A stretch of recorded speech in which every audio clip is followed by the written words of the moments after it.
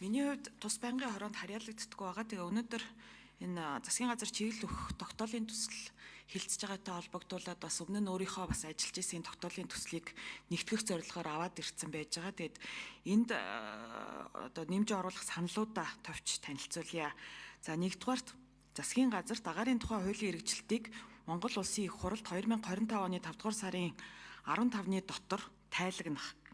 Хоёрт түрүүний ярьсан бид итгэл үнэмшлээ нэг мөр олохыг гэдэг одоо тэр сургамжийн хүрээнд 3 жилийн дотор нийслэл болон төвлөрсөн суурин газрын агаарын чанарыг Монгол Улсын стандартын жилийн дундаж үзүүлэлтэд бүрэн нийцүүлэх буюу 3 жилийн дотор утаагүй болох зорилтыг дэвшүүлэх.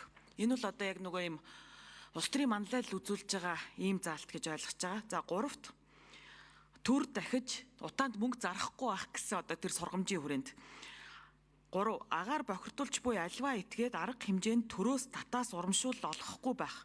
Төсвийн хөрөнгөөр зуух, яндан, түлш зэрэг агаарын бохирдлын их усүрийг санхүүжүүлэхгүй байх. Энэ хүрээнд технологийн горим алдсан 5 толгой түлш ХХК-г татан буулгаж чанар стандартын шаардлага хангасан утаагүй шахмал болон хийн түлшний үйлдвэрлэл худалдааг хувийн хвшлийн санал санаачлагад тулгуурлан зах зээлийн зарчимд нийцүүлэн зохион байгуулах. За дөрөвт гэр байшингаа дулаалсан эрчим хүчний хэмнэлттэй цахилгаан халаагуур нарны цахилгаан үүсгүүр зэрэг байгаль дээлтэй утаагүй технологийн шийдэл сонгон яндангаа буулгасан гэр хорооллын өрхөд олгох урамшууллын болон ногоон зээлийн тогтолцоог хувийн хвшил эртний нийгмийн оролцоотой бүрдүүлэх. За үүнд бол засгийн газрын үйл ажиллагааны 2024-28 оны үйл ажиллагааны төлөвлөгөөнд 30 хүртэлх саяын ногоон зээлийн санхүүжилтийн тогтолцоог бүрдүүлнэ гэсэн заалт орсон байж байгаа. Тэгэд үүнтэй бас нэг уялдуулаад нэг юм тогтолцоо бүрдүүлчих гэсэн санаа.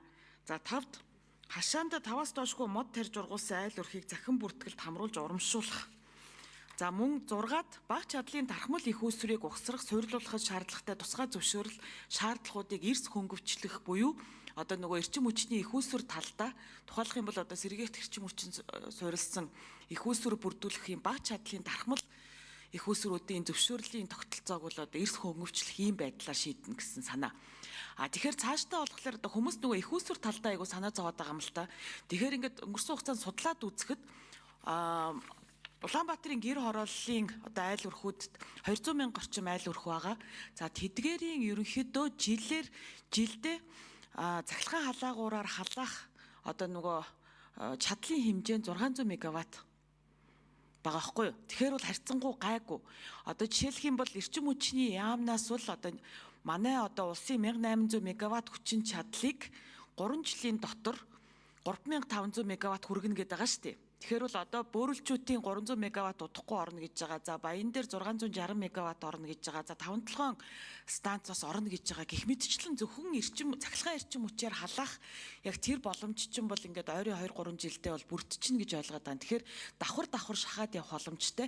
Мэдээж хэрэг зөвхөн цахилгаан эрчим хүчээр биш тийм одоо сэргээгт эрчим хүчний их усрүүдээр ч гэдэг юм уу одоо ингээд ийм айгүй олон технологийн сонголттойгоор бид нар энэ боломжийг бол одоо энэ шийдлийг бол бий болох боломжтой гэдэг дээрээ санал нэгтчмээр байгаа. За мэдээж хэрэг одоо бас нөгөө түгээх дамжуулах сүлжээндээ бас баг зэрэг хөрөнгө оруулалтууд бол оруулах хэрэгтэй.